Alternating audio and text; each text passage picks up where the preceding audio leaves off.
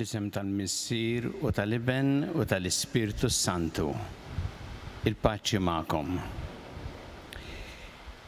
Qegħdin hawnhekk fil-Katedral tal-Mdina, isellem l-Arċiprit Monsiju Claude Portelli, ilkom il-kol preżenti hawnhekk, għaw rappreżentanti anki tan-Nanniet illum ċelebraw anki Sant'Anna, il-Nanna, u anki tal-Kummissjoni għal-Promozzjoni għall-Iżvilupp Integrali tal-Bniedem. Sellem il-daw kollha li qegħdin bħalissa jsegwuna fuq it-televiżjoni u l-midja soċjali. Nistedinkom biex niċċelebraw flimkien din il-quddiesa, ringrazzjament u tifħili l-Alla b'talba biex iħarisna, iberikna u jżomna dejjem fl-imħabba tiegħu. Biex nistgħu niċċelebraw kif jixraq din il-quddiesa ħuti jew narfu ħtijietna u nitolbu maħfra tagħhom il-Alla. Nisalla li jista' kollox u lilkom ħuti li jiena tnibt ħafna bil-ħsieb, bil-kliem, bil-emil u billi ħallejt mirjieti. Ħtija tiegħi bl-akbar ħtija tiegħi. Għalhekk nitlob il-imqazza Marija Dejjem Verġni lill-anġel qaddisin kollha u lilkom ħuti biex titolbu għalija lill-mulejja tagħna. Iħenna lina Alla li jista' kollox, jaffrinna dnubietna u jwassalna l-ħajja ta' dejjem.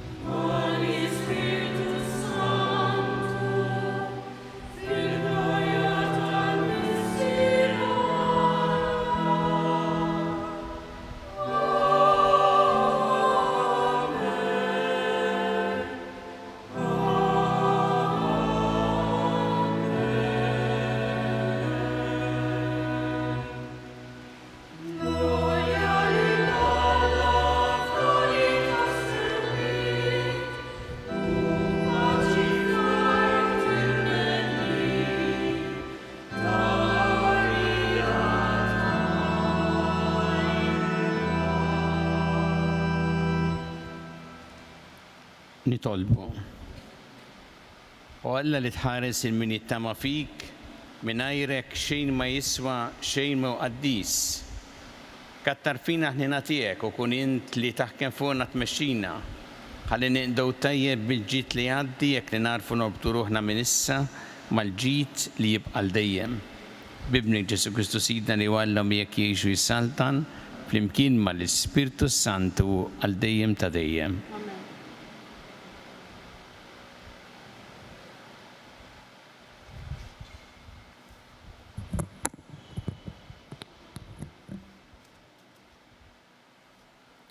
Qari mill-ewwel ktieb ta' Slaten. F'dak iż-żmien f'Ġibon, il-mulej der lil Salamun fil-ħolm bil-lejl. Itlobni x'natik, qallu Alla. U wieġbu Salamun, mulej Alla tiegħi, lili għaddej tiegħek, għadek kif qedni sultan flok David missieri. Iżda jien għadni daqsxejn ta' żagħżugħ bla ma naf imnejn għandi ngħaddi. Il-qaddej tiegħek sab ruħu f'nofs dan il-poplu li int għażilt. Poplu hekk kotran li ħadd ma jista' jgħoddu jew iqisu.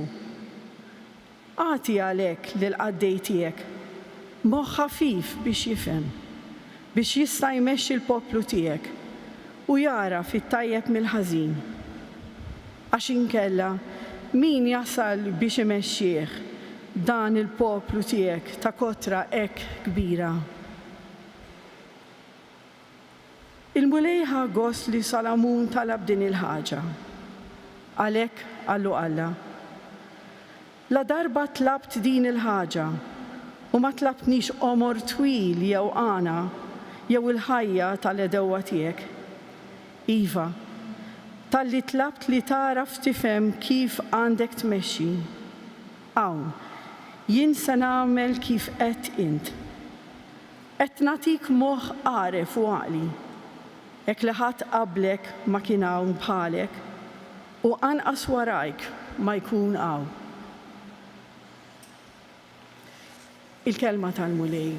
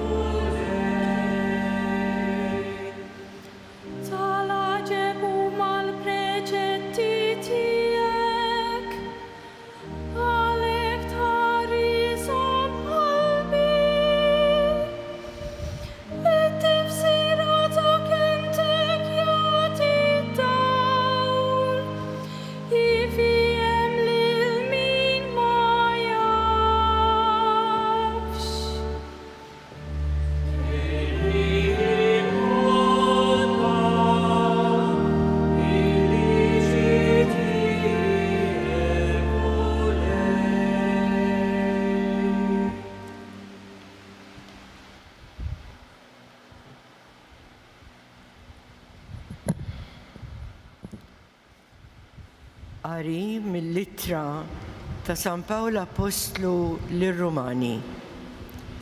Ħuti, aħna nafu li Alla ma' dawk li jħobbuh, ma' dawk li huma msejħin skont il-providenza tiegħu f'kollox jaħdem id fit għal ġid tagħhom, għax lil dawk li warafhom mill-bidu ippredestinom ukoll biex jieħdu s-sura fuq ix-xbieħa ta' ibnu, ħalli dan ikun il-kbir fost ħafna aħwa. Lil dawk li predestinom sejħilhom ukoll, lil dawk li sejħilhom iġġustifikhom ukoll, lil dawk imbagħad li ġustifikhom iglorifikhom ukoll. Il-kelma tal-mulej irroddu ħajr lill-Alla.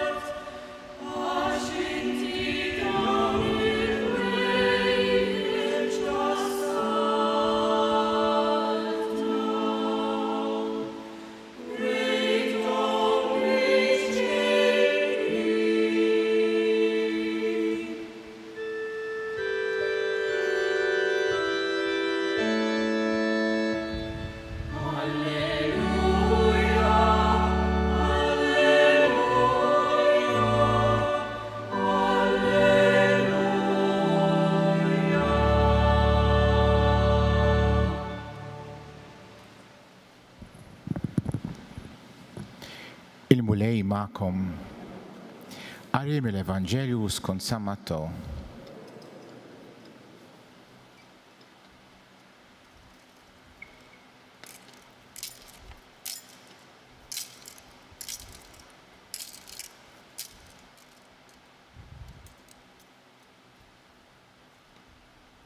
F'dak iż-żmien Ġesu qal id-dixxipli tiegħu: Is-saltna ta' smuwiet tixbaħ il-teżor moħbi falqa li wieħed raġel isibu u jaħbih, u kollu ferħan imur ibih kull ma jkollu u jixtri dik l-għalqa.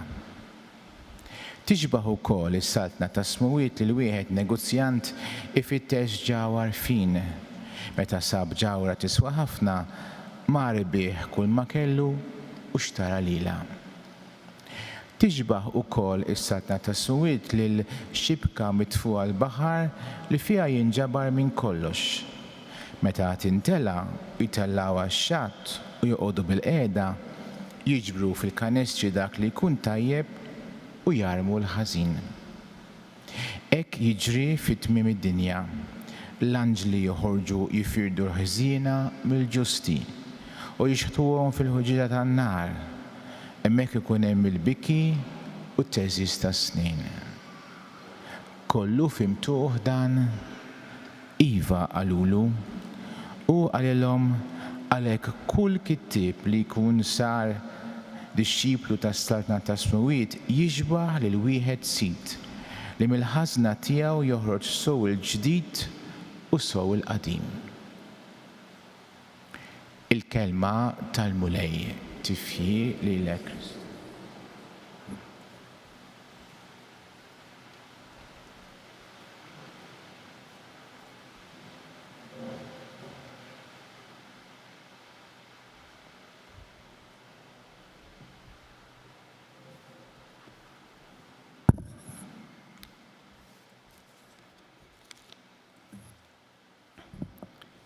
X'inhu dak li tassew għandu valur f'ħajjitna? Din il-mistoqsija li jistedinna nagħmlu Ġesu fl-Evanġelju tal-lum. Jippreżentanna sensiela ta' paraboli osra, iżda mimli nerv dwar is-saltna ta' smawiet. Jitkellem dwar teżor moħbi, dwar ġewra prezzjuża, dwar xibka li tiġbor il-ħut u fl-aħħar dwar il-kittieb għaref li joħroġ mit-teżor tiegħu ħwejjeġ ġodda u qodma. Minkejja l-qosor tagħhom dawn il-paraboli qegħdunna qudiemna mistoqsija waħda fundamentali.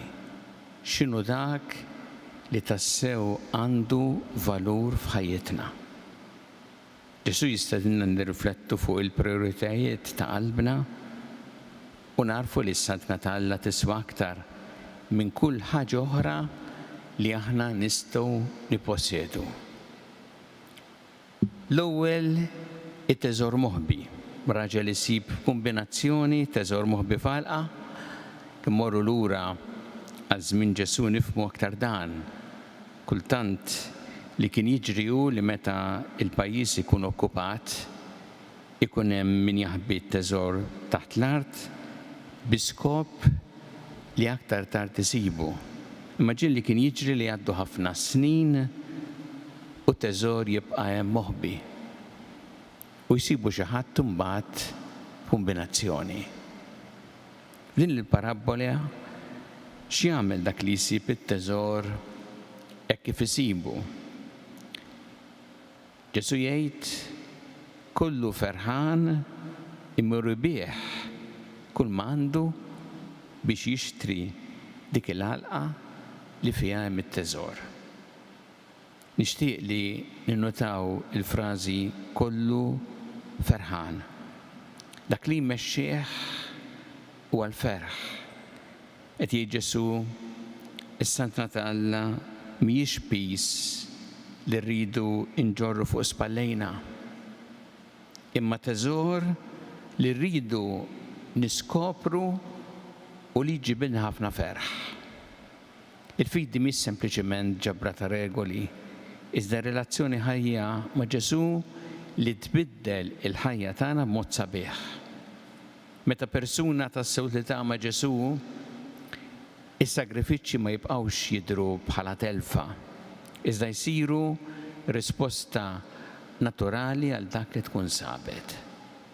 Il-ferħ veru ma jiġix mill-ġid li nistgħu nakkumulaw, mill-prestiġju jew mill-lussu.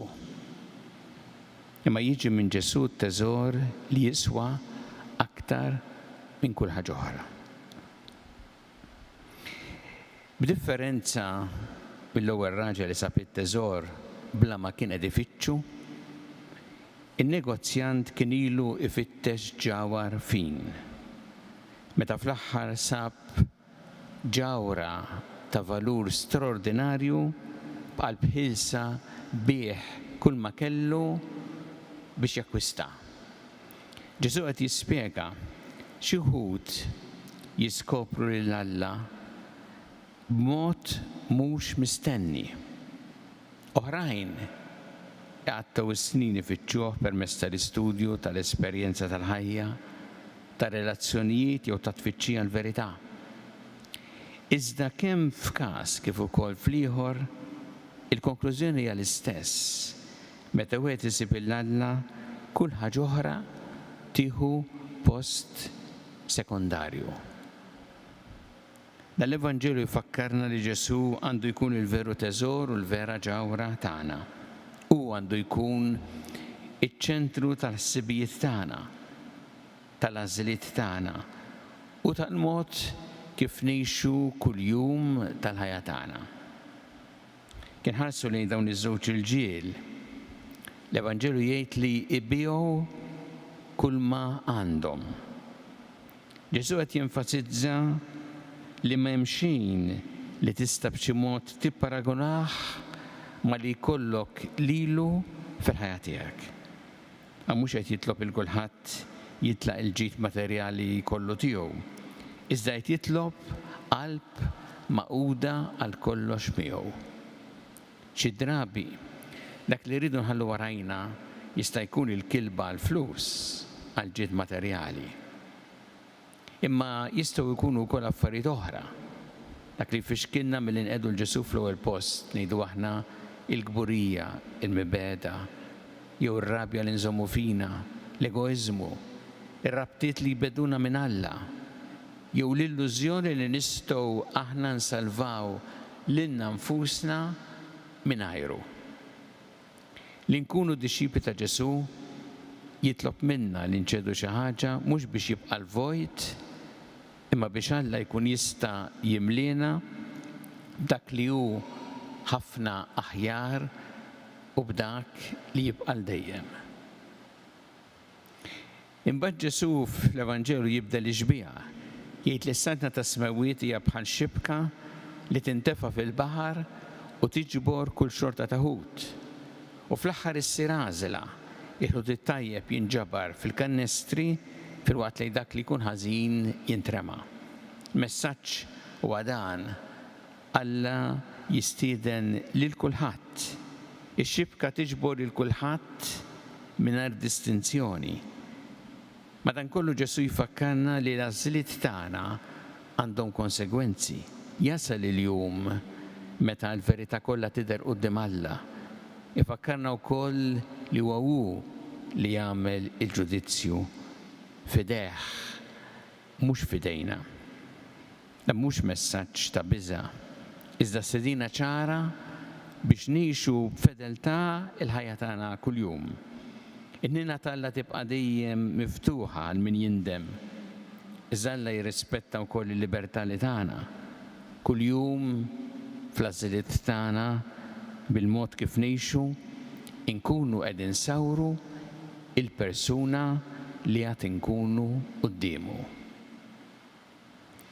Fl-aħħar Ġesu jitkellem dwar il-kittieb li jkun tallem dwar is-santna ta' smawiet u li joħroġ mit-teżor tiegħu sew il-ġdid kif ukoll il-qadim. Il-Knisja tagħmel proprju dan tul iż-żminijiet. Toss l-erf dejjiemi tat-tagħlim ta' Ġesu, tal-Iskrittura, tat-tradizzjoni u fl-istess ħin issib dejjem modi ġodda biex twassal l-istess verità eterna lil ġenerazzjonijiet ta' kull żmien. Aħna wkoll imsejħin nożżu dak li hu dejjiemi. Napprezzaw l-erf ta' dawk li ġew qabilna. U fl-istess ħin inħallu li l-Ispiritu Santu iġeddet il-fidi tagħna permezz ta' modi ġodda kif nistgħu ngħixu bil-ferħ il-fidi tagħna llum u kif din il-fidi twassalna tassew biex naħdmu għal promozzjoni tal-iżvilupp integrali tal-bniedem skont il-ħtiġijiet ta' żmienna. Dan l-Evanġelju jistedinna illum inġeddu l-prijoritajiet ta' ħajjitna.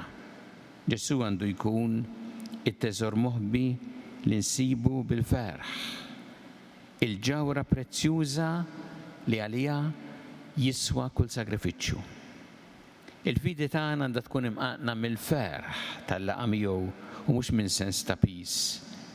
Fis-stess ħin aħna msejħin ngħinu wkoll l-oħrajn jiskopru dan it-teżor li jbiddel il-ħajja tagħhom. Fil-qalba ta' dawn il-paraboli li Ġesu ma hemmx biss is-saltna, iżda hemm fuq kollox is-sultan tagħha, Ġesu Kristu. Dak li għalih kull sagrifiċċju jsib it-tifsira tiegħu. Meta tassew narfuh, dak li nħallu warajna ma jibqax jidher bħala telfa, iżda bħala qlieħ għax inkunu sibna lil dak li jibqa' għal dejjem. Nitolbu l-Mulej llum jagħtina l-erf biex narfu dan it-teżor, din il-ġawra, il-kuraġġ biex nażluh fuq kollox u l-ferħ li jiġi minn ħajja li ngħixuha fis-saltna tiegħu.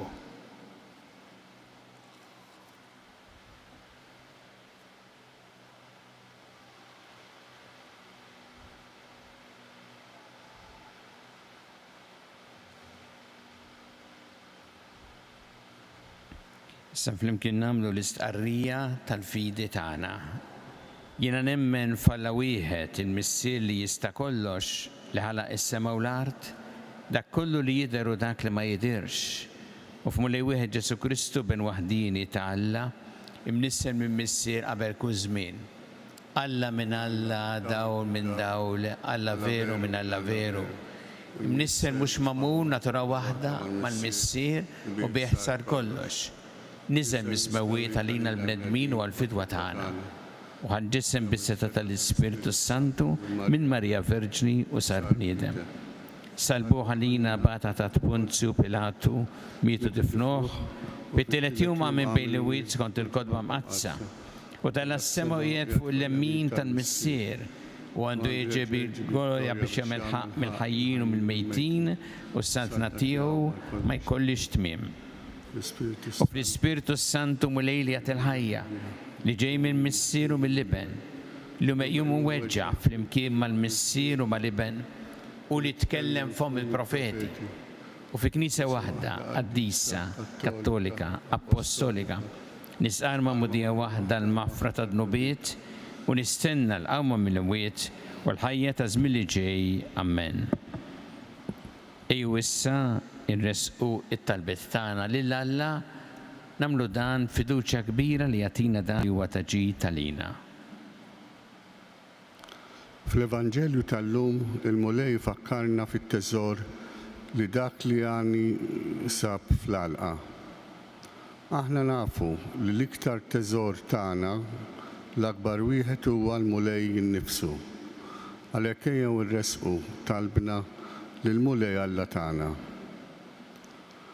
Ħossib Mulej lil dawk li inti għażilt fit-tmexxija tal-Knisja tiegħek biex dejjem ikunu qrib tiegħek u jwasslu l-kelma tiegħek lill-ġnus kollha nitolbu. Ismana nitolbuk Mulej. Ejn Mulej lill-mexxejja tan-nazzjonijiet biex jarfu dejjem l-għaqda u l-paċi huma meħtieġa għad-dinjità tal-bnedmin nitolbu. Ismana nitolbuk Mulej. Tinsix Mulej lill-ġenituri u l-għalliema ta' wliedna biex bi klihom u għemilhom jibqgħu dejjem ikunu edukaturi ta' tfal u żgħażagħ tagħna nitolbu. Ismana nitolbuk Mulej. Ħares Mulej lil kull wieħed u waħda minna biex dejjem nażlu dak li hu tajjeb u li jkompli jibnina fir-relazzjonijiet tagħna miegħek u mal-ħawtna nitolbu. Ismana nitolbuk Mulej. Nixtieq nżid anki żewġ talbiet nitlob għal dawk li għaddew għal ħajja ta' dejjem, speċjalment nixtieq nitlob għal dawk vittmi ta' traġedja li saret aktar kmieni llum fejn missier u ibnu ta' 5 snin spiċċaw mietu bit-traġedja l-ġnejna. Tolbu għalihom u għall-familji tagħhom nitolbu.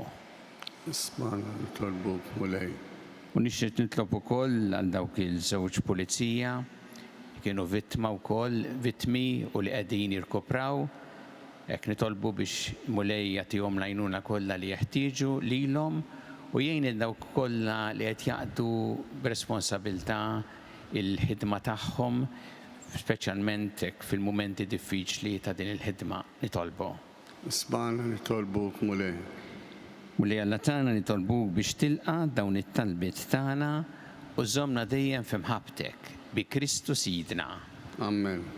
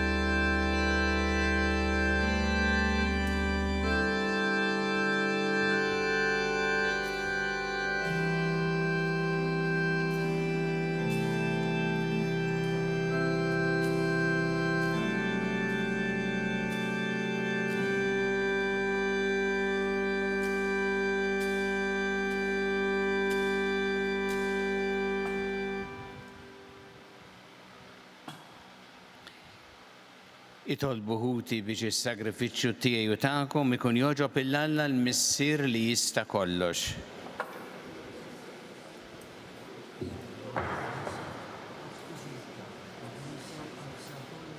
Il-qamu lej l-offerti li qegħdin nagħmlulek mill-ġid li inti tajtna bid miftuħa u bil-qawwa tal-grazzja tiegħek għamel li dawn il-mistieri tas-sema jqazzuna fil-ħajja ta' issa u jwassluna fil-għena ta' dejjem bi Kristu Sidna. Il-mulej magħkom. Nerfgħu qlubna l-fuq. Niżu ħajr il-mulej Alla tagħna. Sewwew xieraq tas-sew mulej Missier Qaddis Alla ta' dejjem tista' kollox. Tajjebu taġi tas-salvazzjoni tagħna li dejjebu kullimkien irroddu lek ħajr bi Kristu Sidna. U ħenna lina fil-miżerji tagħna woġbu jitwiled minn verġni. Miet fuq is-salib biex jaħlisna mill-mewt ta' dejjem u rxox tal-ħajja biex jagħtina l-ħajja bla tmiem. Għalhekk mal-anġli u mal-arkanġli, mat-troni mad-dominazzjonijiet, mat-tejja kollha tal-eżerċiti tas-sema, intennu l-innu tal-glorja tiegħek u nkantaw bla qiegħda.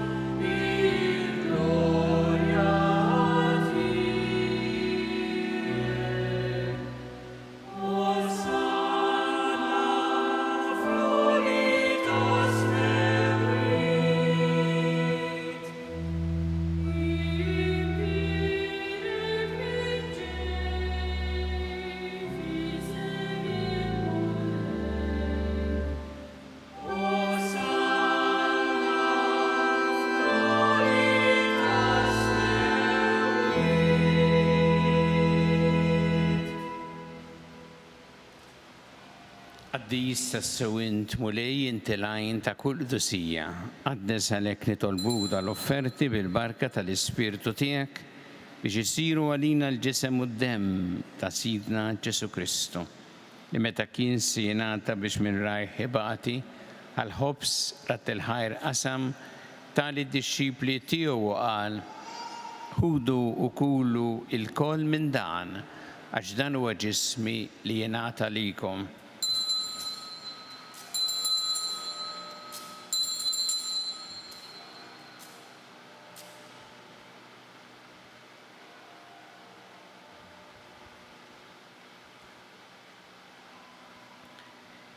Jekk ukoll wara li klaħa il-kalċi reġa' ratt il-ħajr tal-disċipli tiegħu qal ħudu u jxorbu minnu l-koll għax dan huwa l-kalċi ta' demmi tal-patt il-ġdid li jibqa' dejjem. Id-demm li jxeret għalikom u għall-bnedmin kollha għall-maħfra ta' dnubiet. Għamlu dan b'tifkira tiegħi.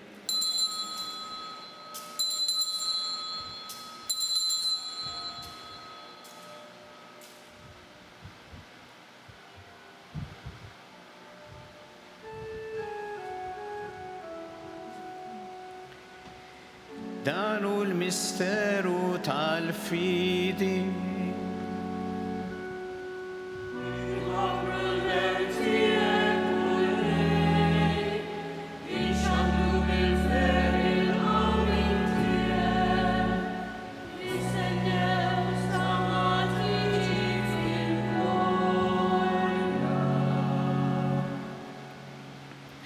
Għalhekk aħna nagħmlu dan b'tifkira tal-mewt u l-qawmien ta' Sidna Ġesu Kristu, nofrulek mulej il-ħobs tal-ħajja u l-kalċi tas-salvazzjoni u rrodulek ħajra xogħbok tilqana hawn quddiemek biex naqduk. U miċ-ċokon tagħna nitolbu li l-Ispirtu Santu jaqgħadna f'ġisem wieħed lilna li nieħdu sehem mill-ġisem u d-demm ta' Kristu. Dakar mulej fil-Knisja tiegħek imxerda mad-dinja kollha u wettaqha fl-imħabba flimkien mal-Papa Ljun, l-Isqof tagħna Charles mal-Isqof Joseph li qed jgħinu mal-Ministri tiegħek kollha. iftakar ukoll futna li raqdu bit-tama tal-qawmin iftakar fil-mejtin kollha. Daħalhom quddiemek fid-dawl tas-seb tiegħek. Ħenna lina l-kon jitolbuk. Għati lilna wkoll il-wirt tal-ħajja ta' dejjem flimkien mal-Verġni Mqazza u mal-Alla Marija, mar-raġel tagħha San Ġusepp, mal-Apostlu missierna San Pawlu mal-qaddisin kollha li għexu fil-ħbiberija tiegħek sa mill-bidu tad-dinja. Għamel li magħhom infaħruk u jinsebħuk b'Ġesu Kristu ibnek. Bi Kristu, ma' Kristu u fi Kristu jingħata lilek Alla missi li tista' kollox flimkien mal-Ispirtu Santu kull ġieħ u glorja għal dejjem ta' dejjem. Jew nitolbu it-talba li għallimna Ġesu li rid li nitolbu bħala uliet tal-istess missier tagħna. Missierna li inti fis-smawiet jitqaddes ismek, tiġi saltnatek, ikun li trid int kif fis-sema hekk ta' fl-art. Obżna ta' kuljum matina llum, affrinna d-dubietna bħalma naffru minnu ħati għalina u la daħannix fit-tiġrib, iżda ħlissna mid-deni. Eħlissna nitolbuk mulej minn kull deni. Għatina fit-tieba ħnina tiegħek il-paċi fi żmienna biex inkunu ħilsa dejjem mid-dnub u mħarsa minn kull inkwiet. Aħna u nistennew u nittamaw li għena u l-miġja tas-Salvatur tagħna Ġesu Kristu. Muli Ġesu Kristu li jett l-apostli tiegħek inħallilkom is-slim, natikom is-slim tiegħi, la tħares lejn dnubietna, iżda ħares lejn il-fidi tal-Knisja tiegħek. Għatija slim u laqda li jintrid fiha, int li tgħixu s-saltan għal dejjem ta' dejjem. Il-paċi tal-mulej tkun dejjem magħkom. Nagħtu l-paċi li xulxin.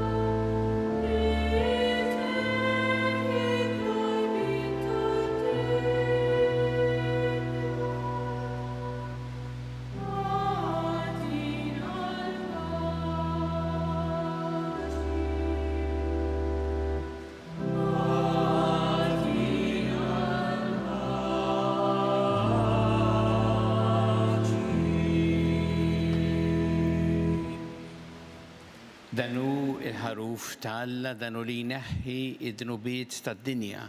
Ħen jindawk li huma mistiedna l-ikra tal-ħaruf.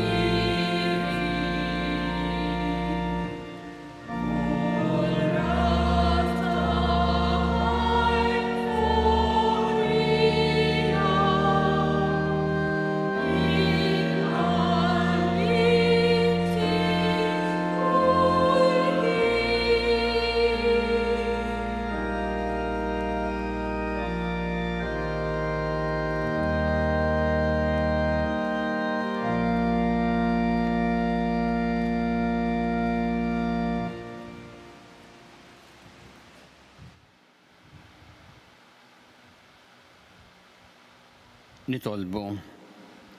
Tqarbilna mulej bis-sagrament tas-sema fit-tifkir għal dejjem tal-passjoni ta' ibnek. Għamel li dan id-don li utawilna bimħabba blaqis ikun jiswa għas-salvazzjoni tagħna bi Kristu Sidna.